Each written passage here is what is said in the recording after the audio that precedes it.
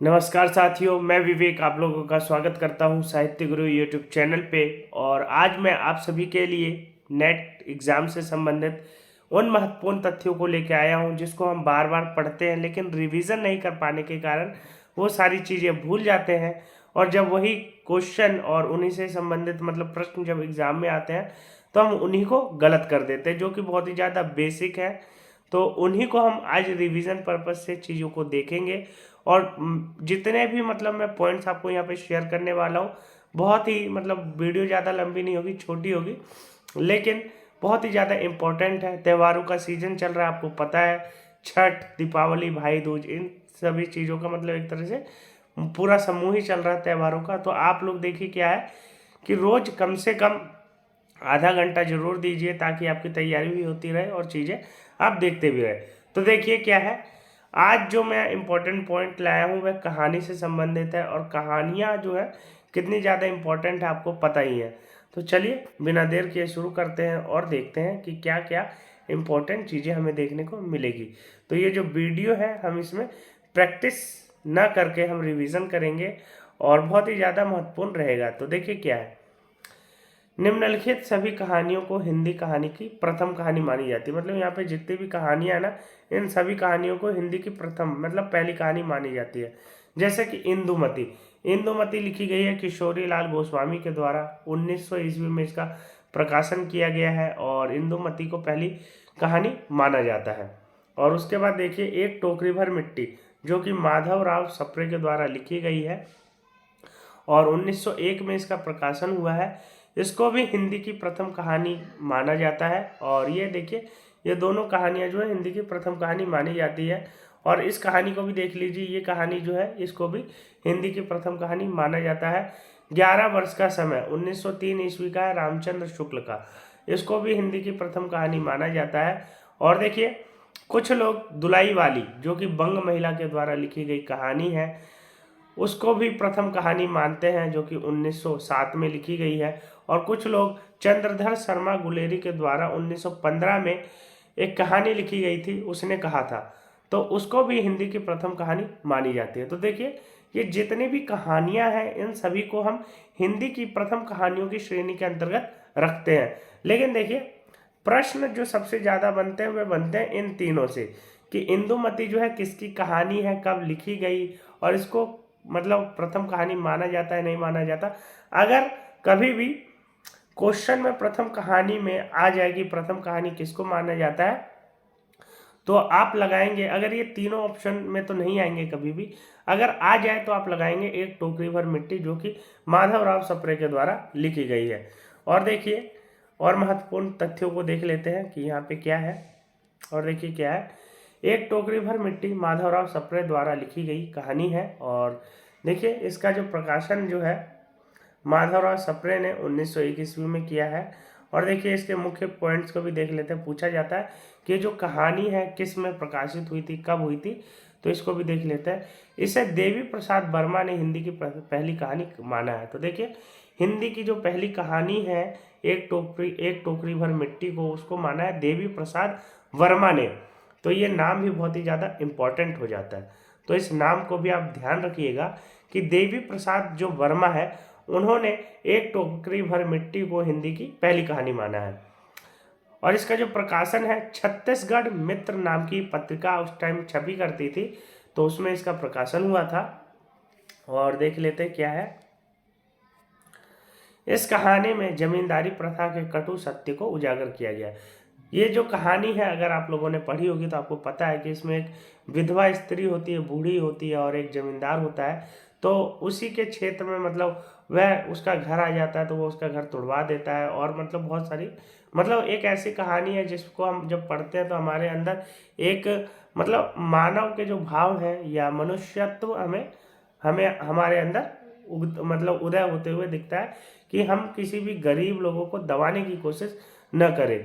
तो इसमें यही है, जमींदार के द्वारा जो बूढ़ी विधवा है उसका घर तोड़ दिया जाता है और वहाँ पे वो घर बना लेता है। तो इस कहानी में ये बात कही गई है, ठीक है। तो ये बहुत ही ज़्यादा महत्वपूर्ण कहानी है।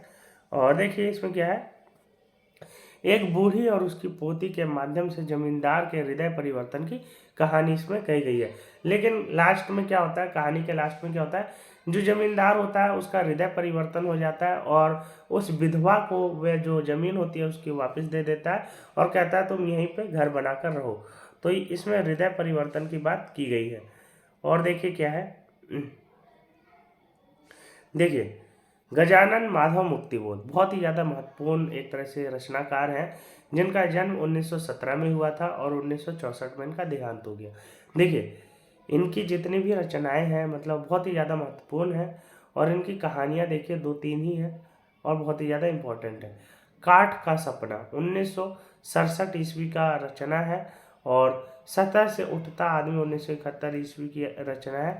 तो ये जो कहानियां हैं मतलब जो महत्वपूर्ण कहानियां 2-3 ही हैं, तो उनको आप जरूर याद कर लीजिए कि काठ का जो सपना है 1967 ईस्वी की रचना है और सतह से उठता आदमी 1971 ईस्वी का कहानी है। तो ये आपको पता होना चाहिए। देखिए मिश्र बंधुओं से प्रश्न बनाए जा चुके हैं, प्रीवियस ईयर में मैंने देखा है कि किस प्रकार के प्रश्न जो है इनसे बने हैं। पूछ लिया जाता है कि मिश्र बंधु जो थे वे कौन थे, वे मतलब उनके नाम क्या थे, उनमें कौन सा मतलब प्रश्न ऐसे बनाए जाते हैं, ऑप्शन में इन तीनों के नाम दे दिए जाते हैं और एक का नाम दे दिया जाता है और पूछा जाता है कि मिश्र बंधु जो थे वह कौन कौन थे। तो इनके नाम आपको पता होने चाहिए। देखिए मिश्र बंधु नाम के 3 सहोदर भाई थे, मतलब 3 सगे भाई थे मिश्र बंधु नाम के, तीनों मिल करके रचना किया करते थे और उसका जब भी संपादन होता था तो मिश्र बंधु के नाम से वे प्रकाशित करवाया करते थे।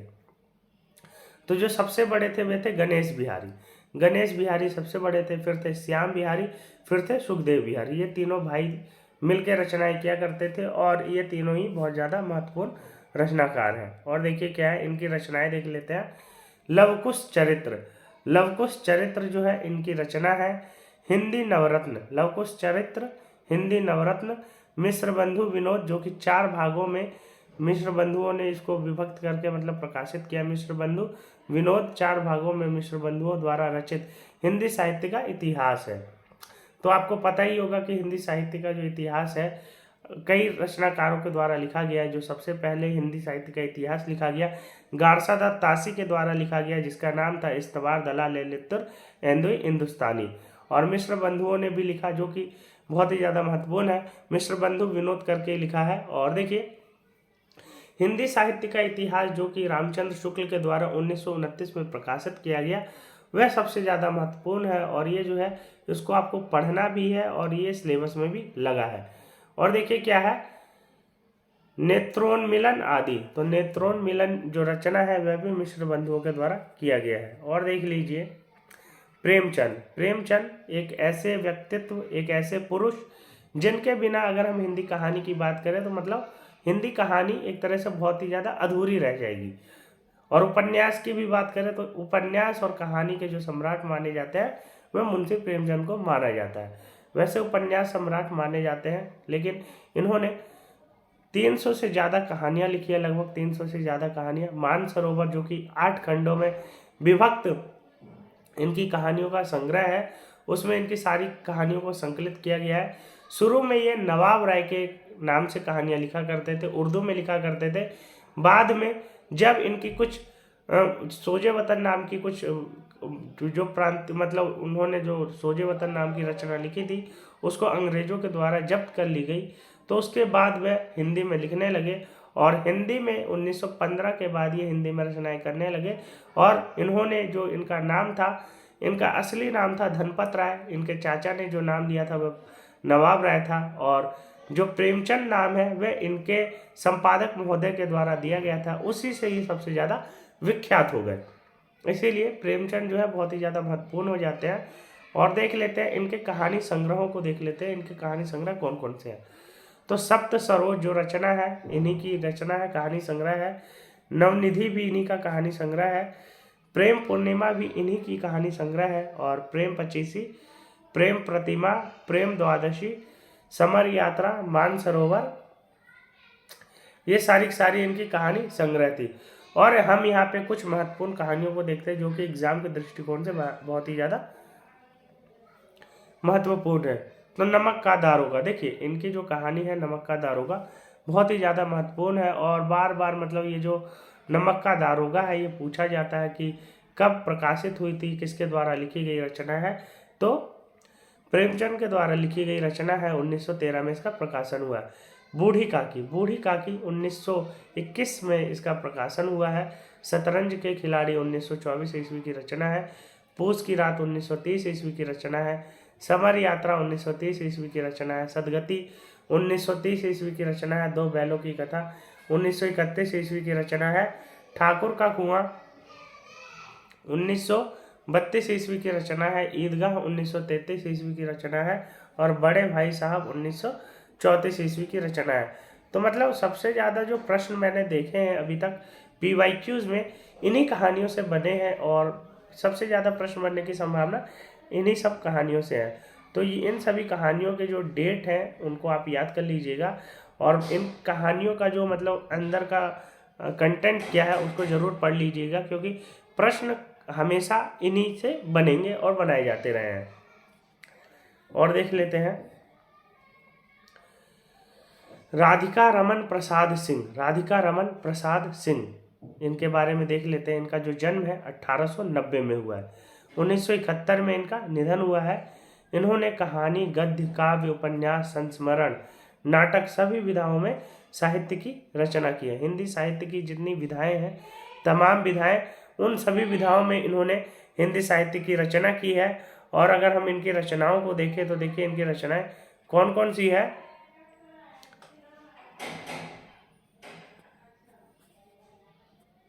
एक मिनट, इनकी रचनाएं देख लेते हैं। गांधी टोपी 1938 ईस्वी की है। सावनी समा 1938 ईस्वी की है। नारी क्या एक पहेली 1951 ईस्वी की है। हवेली और झोपड़ी 1951 ईस्वी की है। देव और दानव 1951 ईस्वी की है। वे और हम 1956 ईस्वी की है। और देख लेते हैं कि इनकी रचनाएं कौन सी है। धर्म और मर्म 1959 ईस्वी की है। तो देखिए ये जितने भी मैंने मतलब आपके साथ शेयर किए हैं आज, सारे के सारे इम्पोर्टेंट, मतलब मोस्ट इम्पोर्टेंट है। और अब हम प्रैक्टिस, रिवीजन, यही सब चीज़ें करेंगे इस प्लेटफॉर्म पे, ताकि जितनी पुरानी चीज़ें हमने पढ़ी है, मतलब जितना सारा हमने कंटेंट पढ़ा है उसको हम रिवाइज कर सकें, ताकि एग्ज़ाम में हम उनको अच्छे से यूज़ कर सके, यूटिलाइज कर सके। क्योंकि हम पढ़ते तो बहुत ज़्यादा है, लेकिन एग्ज़ाम में हमारे दिमाग में कन्फ्यूज़न रहती है, बहुत सारी चीज़ें रहती है, तो वो सारी चीज़ें जो होती है दिक्कत करती है। तो देखिए वो सारी दिक्कतें आपके साथ ना हो, इसलिए मैं आपके लिए प्रैक्टिस सीरीज़, रिवीजन सीरीज़, इस तरह की सारी सीरीज़ लाने की कोशिश करूँगा। और आपको जो है इसकी PDF जो है टेलीग्राम चैनल पर देखने को मिल जाएगी। टेलीग्राम चैनल को भी ज़रूर सब्सक्राइब कीजिए। टेलीग्राम का जो लिंक है डिस्क्रिप्शन बॉक्स में दिया हुआ है। चैनल को सब्सक्राइब कर लीजिए, क्योंकि आपको यहाँ पे PDF नोट्स, मतलब सभी चीज़ें आपको यहाँ पे प्रोवाइड की जा रही है। और अगर आप टेलीग्राम चैनल को ज्वाइन करते हैं तो वहाँ पे इतना सारा UGC नेट के लिए, TGT PGT के लिए कंटेंट ऑलरेडी प्रोवाइड है कि अगर आप उसको पढ़ लेंगे केवल, तो आपका जो मतलब रिजल्ट होने के चांसेस है ना 80%, मेरी तरफ से 80% पक्का। और सिलेबस को अगर आप पढ़ लेते हैं तो आप उसको 100% में कन्वर्ट कर सकते हैं। तो आज के लिए इतना ही, धन्यवाद। फिर मिलते हैं अगली क्लास में, अगले लेक्चर में। तब तक आप अपनी तैयारी करते रहिए और त्योहारों को भी एंजॉय कीजिए और साथ के साथ अपनी तैयारी को भी करते रहिए और इसमें लगे रहिए, ताकि आपका जो नेट GRF का सपना है वह इसी बार हो सके और आप इसी बार GRF हो जाए। तो आज के लिए इतना ही, बहुत बहुत धन्यवाद।